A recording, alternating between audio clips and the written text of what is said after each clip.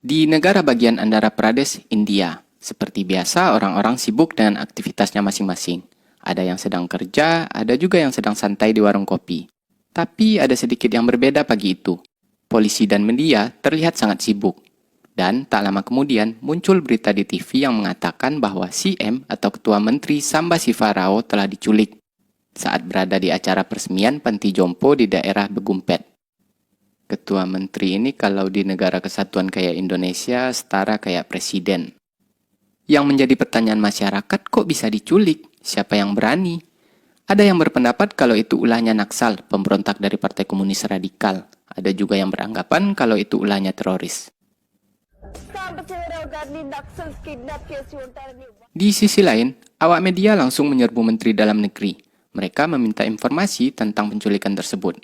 Menteri yang jengkel menjawabnya dengan ketus. Belum 10 menit Ketua Menteri diculik, kalian langsung minta informasi. Udah, biarkan polisi bekerja dulu, kata si Menteri. Adegan pindah ke tempat kejadian. Komisaris polisi baru saja tiba. Asistennya mengatakan kalau tempat itu telah dipasangi CCTV oleh si pelaku. Dan siapapun yang mencoba untuk melintasi perbatasan yang telah dia tentukan akan diperingatkan lewat speaker besar yang telah dipasang pelaku di sekitar gedung. Asisten komisaris mengaku tidak bisa berbuat banyak karena si M sekarang berada di bawah kendali si penculik. Komisaris meminta keterangan dari kepala petugas keamanan tentang kronologis terjadinya penculikan. Jadi, si M yang baru saja tiba di gedung tersebut masuk ke salah satu ruangan bersama dengan 3 orang yang lainnya. Ternyata di dalam ruangan itu ada 1 orang bertopeng. Lalu dia memberikan tembakan peringatan dan langsung menahan si M. Kemudian melepaskan yang lainnya. Dan ini dia pelakunya. Dengan santainya si pelaku menikmati secangkir teh sambil menonton berita di TV. Si M yang penasaran pun bertanya, "Hei, ente siapa? Saya ini ketua menteri loh." "Kau bahkan sama sekali tak menggangguku," kata si M. Tapi dia cuma dikacangin. Di luar, komisaris memutuskan untuk bernegosiasi dengan pelaku. Komisaris menanyakan tuntutan apa yang diinginkan si pelaku. Segera beritahu mereka siap untuk menyelesaikannya. Si pelaku menjawab kalau sekarang si M dalam keadaan baik-baik saja. Dan tentang apa yang dia inginkan, dia akan memberitahukannya ke media nanti jam 5 sore. Si pelaku memberi peringatan jangan coba-coba memutus saluran listrik di gedung atau mencoba menangkapnya. Dia mengancam akan membunuh si M kemudian bunuh diri. Adegan pindah ke dalam tenda, di mana komisaris sedang meminta keterangan Srikar. Dia anak dari salah satu menteri di kabinet, karena dialah yang meminta si M datang ke acara tersebut. Singkat cerita, Menteri Dalam Negeri dan Direktur Jenderal Polisi atau DJP datang ke lokasi.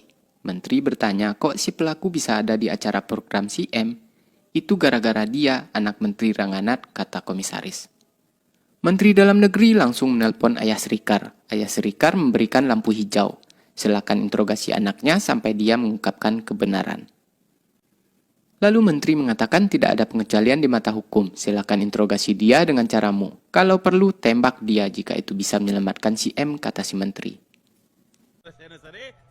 Di sisi lain, si pelaku memanas-manasi si M. Perdana Menteri aja menyatakan kesedihan yang mendalam atas kejadian tersebut. Tapi lihat bawahannya, datang sebentar kemudian langsung pergi. Di bawah, Ayah Srikar datang menasihati anaknya dan interogasi pun dimulai. Srikar mengaku kalau dia baru sebulan kenal dengan si pelaku. Dia tidak tahu tempat tinggalnya, apalagi saudaranya. Dan Srikar juga tidak tahu nomor teleponnya karena si pelaku tidak memiliki HP. Nama si pelaku Mancu Srinu. Jadi gini ceritanya. Sewaktu Srikar pulang tengah malam, tiba-tiba dia dicegat oleh Srinu karena dia menerobos lampu merah. Tiba-tiba papan reklame dekat mereka tumbang. Srinu yang melihatnya langsung menarik Srikar. Rupanya, motor yang dipakai Srinu ini motor orang yang sedang beli rokok. Dia nyomot motor orang buat ngejar pelanggar lalu lintas. Gila sih. Kemudian Srinu membantu Srikar. Akhirnya mereka pun menjadi akrab. Srinu mengaku kalau dia hidup cuma sebatang kara. Dia juga nggak ada tempat tinggal karena baru saja diusir, lantaran nggak bisa bayar uang kosan. Tak lama kemudian, abang-abang tukang bengkel datang membawakan teh, tapi cuma 1 gelas. Lalu Srikar menyuruhnya membeli 1 gelas lagi. Karena kasihan dan merasa kalau Srinu ini orang baik, Srikar pun mengajak Srinu tinggal di rumah barunya. Srinu juga seorang pengangguran. Dia telah mencoba ngelamar ke sana kemari, tapi belum ada juga panggilan.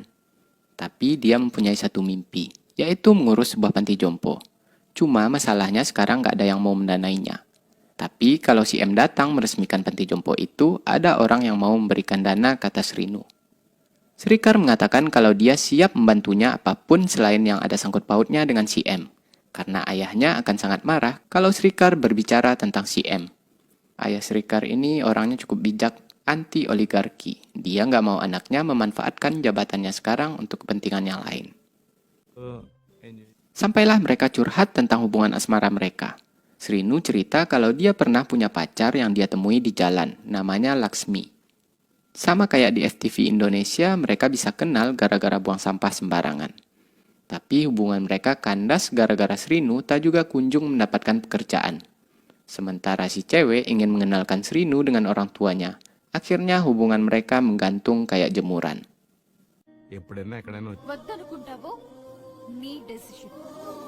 Sekarang tentang asmara Srikar. Jadi dia juga kenal wanita gara-gara buang sampah sembarangan. Dan ternyata wanita itu Laksmi. Oh iya, si Laksmi ini mengaku ke Srikar dan Srinu kalau dia artis pendatang baru. Dan dia mengatakan kalau dia sudah main di 2 film, tapi filmnya belum tayang. Yang menjadi masalah, Srikar nggak pernah ngungkapin perasaannya ke Laksmi. Nah, karena itu Srinu ingin bantu Srikar. Tapi saat Srinu tahu kalau gebetan Srikar si Laksmi, dia langsung pergi. Laksmi juga bilang kalau dia kenal dengan Srinu. Bukan hanya sekedar teman, tapi hampir menikah. Akhirnya Srikar nggak enak hati sama Srinu. Tapi Srinu ngalah, dia rela orang yang dia cintai itu dimiliki oleh Srikar. Pertama, Srinu pernah menyelamatkannya. Sekarang Srinu juga mengorbankan perasaannya. Untuk membalasnya, akhirnya Srikar bersedia meminta tolong ayahnya untuk membuatkan janji dengan si M datang meresmikan panti jompo tersebut.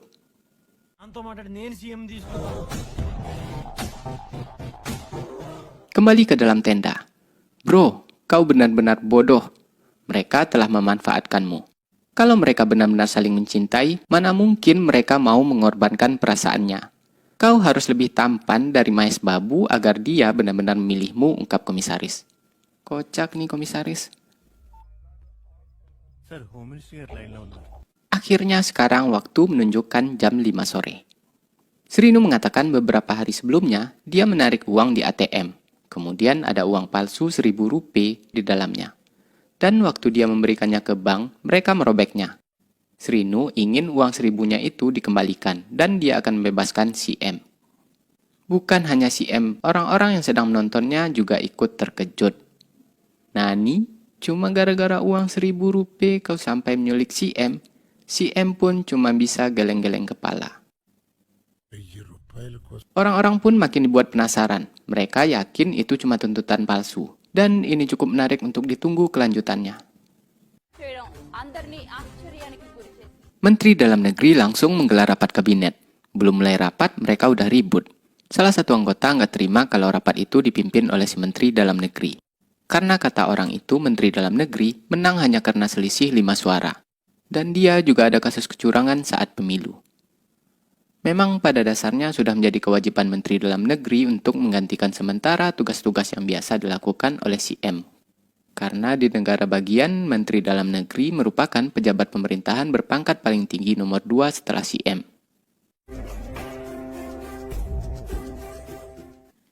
Singkat cerita, rapat pun selesai. Di sana kita juga melihat Laksmi. Ternyata dia seorang jurnalis. Menteri Dalam Negeri menyampaikan hasil dari rapat tersebut, bahwa pemerintah bersedia untuk membayarkan uang tuntutan yang diajukan oleh si pelaku. Mereka juga beranggapan kalau si pelaku sengaja melakukan hal tersebut karena dia sedang frustasi. Di sisi lain, Srinu yang menonton di TV langsung tertawa. Dia meminta uang 1.000 rupiahnya dikembalikan. Sejam kemudian, para jajaran di pemerintahan melakukan rapat selama 2 jam. Dan hasilnya mereka bersedia untuk membayarnya. Di bawah, si komisaris telah siap untuk memberikan tuntutan Srinu.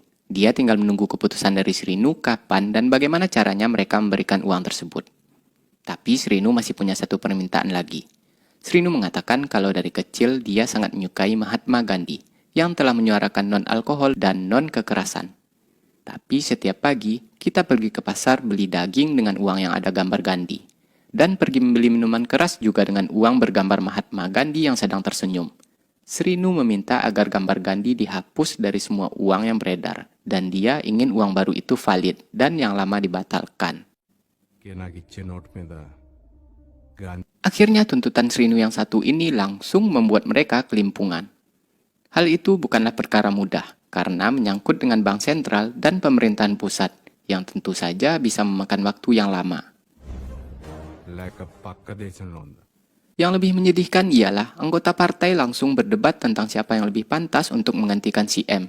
Yang satunya mengatakan kalau istri si M lebih pantas menggantikan si M daripada menteri dalam negeri karena dia menang cuma selisih 5 suara. Belum kontroversi tentang kecurangannya di pemilu.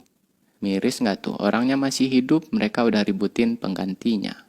Bukannya nyari solusi. Pengrajin patung bahkan telah membuatkan patung si M untuk berjaga-jaga. Tapi tahukah kalian maksud sebenarnya dari permintaan Srinu menghapus gambar Gandhi? Dia meminta uang baru diterbitkan dan uang lama dilarang, agar semua black money yang disimpan para koruptor menjadi sampah, dan semua uang-uang palsu yang beredar di lapangan ataupun yang belum diedarkan juga ikut menjadi sampah. Begitulah kata pakar ekonomi yang diwawancarai oleh Laksmi. Tapi kan uang lama yang ditimbun itu bisa ditukar dengan uang baru ke bank. Nah, kalau itu nanti jadi urusan KPK. Sekarang orang-orang langsung memberikan dukungan kepada Srinu. Di sisi lain, Menteri Dalam Negeri mengatakan kalau pasukan khusus sebentar lagi akan tiba di TKP. Tapi komisaris memberikan saran. Untuk sementara waktu, tentara jangan ikut campur dulu karena akan sangat berbahaya untuk keselamatan si M. Menteri Dalam Negeri mengatakan kalau itu perintah langsung dari pemerintahan pusat dan dia mengaku tidak bisa menolaknya. Akhirnya media pun disuruh menjauh dari lokasi. Pasukan khusus NSG yang tiba di sana langsung membuat strategi.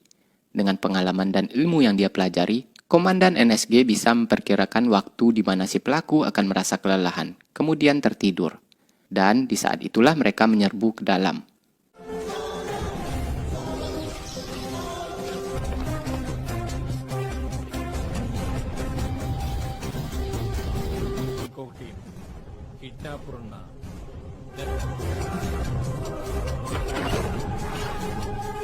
Tapi zong. Ternyata di ruangan itu hanya ada gambar-gambar si M sebelumnya. Dan di ruangan yang lain juga sama. Srinu memperingatkan si komisaris bahwa dia tahu kalau NSG pasti akan datang menyerang. Karena itu dia telah mengatur semuanya.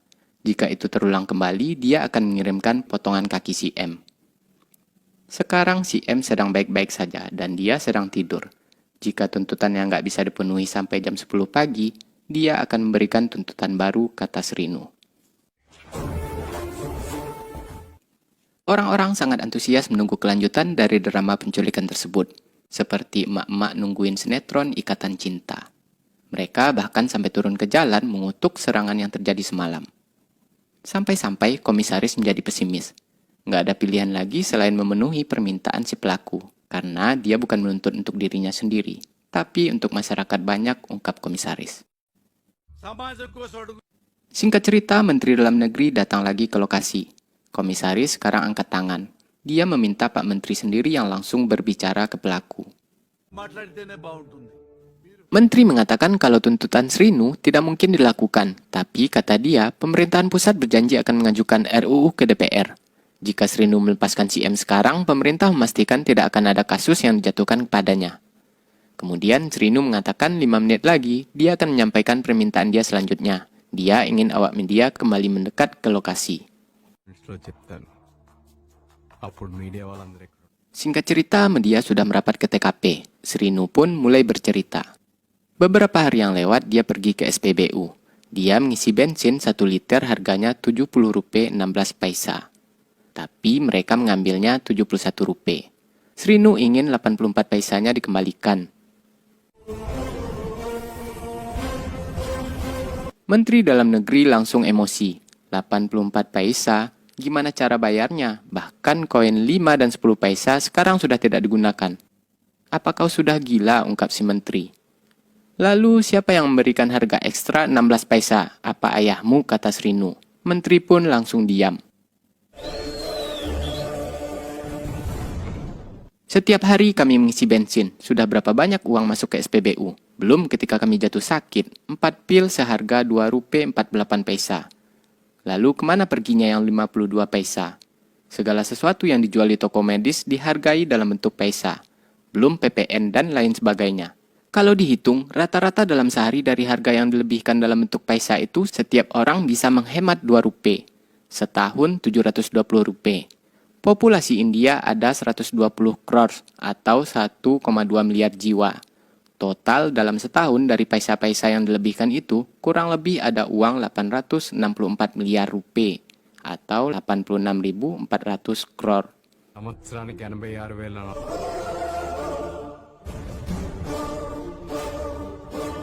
Lalu kemana perginya uang-uang itu? Jika kita punya uang itu, nggak perlu korban-korban pemerkosaan dirawat di negeri asing. Apa kita nggak bisa membangun rumah sakit sendiri? Nggak bisakah kita membayar dokter kita sendiri, ungkap Srinu. Buset, gila sih analisanya. Srinu minta uang-uang tersebut masuk ke dana bantuan.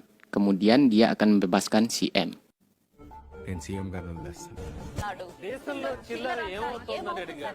Menteri Dalam Negeri kembali menggelar rapat. Di sisi lain, orang makin banyak memberikan dukungan ke Mancu Srinu. Mereka menganggap Srinu sebagai pahlawan.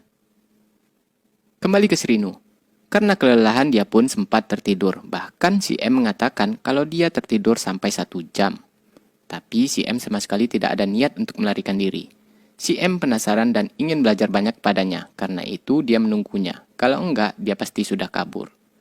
Karena respect yang diberikan si M, sekarang Srinu lebih menghormatinya. Dia nggak jadi menyalakan rokok. Di dalam tenda, komisaris bilang meskipun Srinu telah menculik si M, dia tidak marah. Bahkan sekarang dia lebih menghormati Srinu. Tapi dia tetap akan menangkap Srinu. Komisaris merasa kalau Srinu telah dikhianati. Dia meminta satu petunjuk aja ke Srikar agar dia bisa membantunya. Srikar mengaku kalau dia membantu Srinu karena dia melihat niat baik dari Srinu. Kalau tahu akan berakhir seperti ini, nggak bakalan saya mau, kata Srikar. Yang Srikar tahu Srinu ini ingin membangun panti jompo di gedung kakeknya. Karena Srinu mengatakannya dengan tulus, makanya Srikar mau membantu. Akhirnya sekarang polisi mendapatkan petunjuk. Asisten komisaris mengatakan kalau gedung itu milik Srinivas Rao, seorang pejuang kemerdekaan.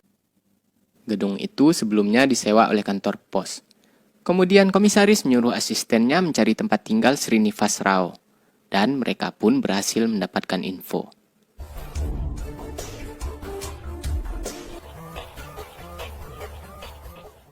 Si menteri terus-terusan menelpon komisaris. Masa iya media lebih dulu mendapatkan info dari polisi, kata si menteri. Komisaris mengaku kalau mereka sudah mendapatkan info. Tapi komisaris nggak bisa mengatakan ke media karena infonya cukup mengejutkan. Menteri menyuruh komisaris segera memberitahu ke media. Dia akan melihatnya di TV, kata menteri. Kalau perlu bikin rame sekalian, kata si menteri. Widih. Penculiknya bernama Srinu. Ayahnya Venkateswara Rao, seorang pegawai di pemerintahan. Dia anak Srinivas Rao, pejuang kemerdekaan. Menurut laporan polisi, Kateswara Rao mencetak dan mengedarkan uang palsu.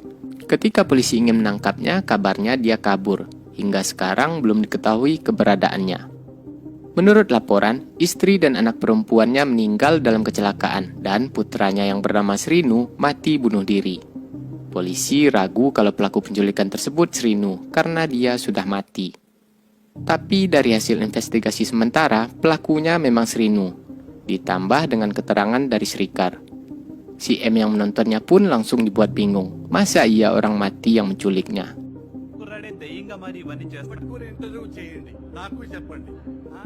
Sedikit demi sedikit sekarang mulai terungkap. Rupanya, ayah Srinu, Kateswara Rao, bekerja sebagai petugas pemilihan. Dia pernah mengajukan kasus kecurangan yang dilakukan oleh Menteri Dalam Negeri. Dan tak lama kemudian Kateswara Rao dituduh mencetak dan mengedarkan uang palsu. Kemudian tiba-tiba menghilang. Kabarnya dia melarikan diri. Menurut info di lapangan, anak menteri sebelumnya juga sering bertemu dengan Kateswara Rao. Akhirnya, komisaris langsung menyuruh asistennya meminta surat penangkapan untuk si menteri sekaligus anaknya.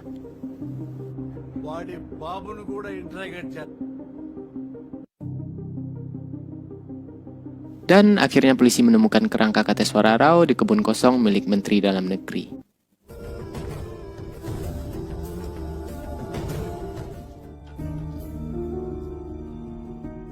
Kembali ke Srikar. Polisi telah menemukan foto Srinu. Kata Srikar memang orang yang difoto itu yang dia kenal selama ini. Tapi komisaris nggak percaya, karena orang itu telah meninggal 6 bulan yang lewat. Sedangkan Srikar kenal dia baru sebulanan. Kemudian polisi mendatangkan beberapa saksi. Mereka mengatakan tidak pernah melihat orang yang ada di foto. Tukang bengkel bilang kalau waktu itu Srikar memang datang ke bengkel. Lalu dia memberikan teh ke Srikar. Tapi dia bingung waktu Srikar meminta teh satu lagi, padahal Srikar cuma datang sendirian.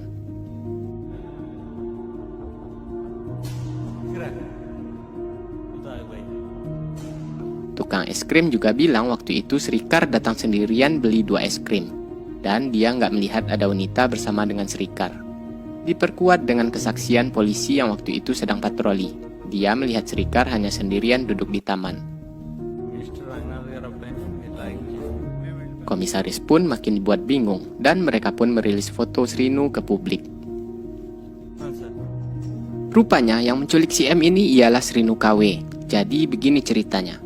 Srinu KW ini seorang jurnalis. Dia telah menikah. Suatu malam saat pulang kerja dia mengalami kecelakaan. Tapi nggak ada yang mau menolongnya karena orang-orang mengira dia sedang mabuk. Dan akhirnya dia ditolong oleh Kateswara Rao. Dia dirawat di rumah sakit selama seminggu. Belum sempat dia mengucapkan terima kasih ke orang yang menolongnya. Mereka melihat berita di koran kalau Kateswara Rao melarikan diri karena kasus. Tapi dia nggak percaya. Dan sewaktu dia datang ke kantor polisi untuk memastikannya, dia melihat Srinu yang sedang menangis. Rupanya Srinu menangis bukan karena ayahnya, tapi karena ibu dan adiknya yang meninggal dalam kecelakaan. Dia nggak percaya dengan apa yang terjadi, lalu melakukan investigasi. Dan ketika dia ingin pergi membuat laporan, dia melihat anak menteri ada di kantor polisi. Dia langsung mengurungkan niatnya. Keesokan harinya dia malah mendapati Srinu tewas terbakar, dikatakan bunuh diri. Dia ingin bertindak lewat saluran TV tempat dia bekerja, tapi Menteri Dalam Negeri ada saham di perusahaan itu. Dia pun bingung gak tahu harus berbuat apa. Dan ternyata Srikar adalah teman masa kecil dia. Dia menceritakannya ke Srikar. Kata Srikar nggak ada gunanya jika mereka membuat sensasi. Mari sekalian kita mengambil risiko besar, kata Srikar. Mereka pun mulai membuat skenario dan mengatur rencana. Mereka merombak gedung tersebut, kemudian membuat ruangan rahasia. Lalu menyediakan makanan buat si M, mencari senjata, kemudian Srinu meminta tolong ayahnya membuatkan janji dengan si M. Dan untuk alibinya, Srikar memainkan aksinya di bengkel, ke penjual es krim, dan di taman. Rencana mereka pun berjalan dengan mulus. Setelah memberikan sedikit pidato, Srinu KW mengucapkan terima kasih. Padahal dia telah berbuat salah, tapi orang-orang malah mendukungnya. Dia berharap kejadian itu tidak akan terulang kembali. Si M merasa banyak mendapatkan pelajaran dari dia. Dan si M sangat bangga memiliki seorang jurnalis seperti dia. Si M masih penasaran siapa nama dia sebenarnya. Lalu dia mengatakan kalau dia juga seorang si M, yaitu Common Man. Lalu dia pun langsung pergi.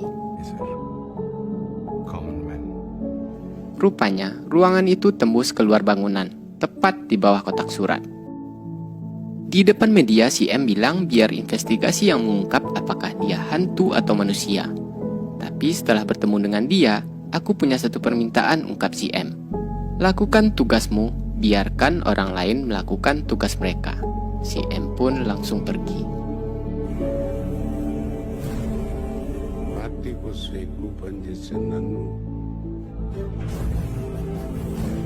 Akhirnya komisaris mengetahui tempat persembunyian Srinu KW. Kata si asisten mereka bisa menangkapnya dengan regu anjing pelacak. Tapi komisaris melarangnya. Dan dia juga ingin tentang kotak surat itu tetap dirahasiakan. Lalu film pun selesai. कर रहे तो पुलिस बारे में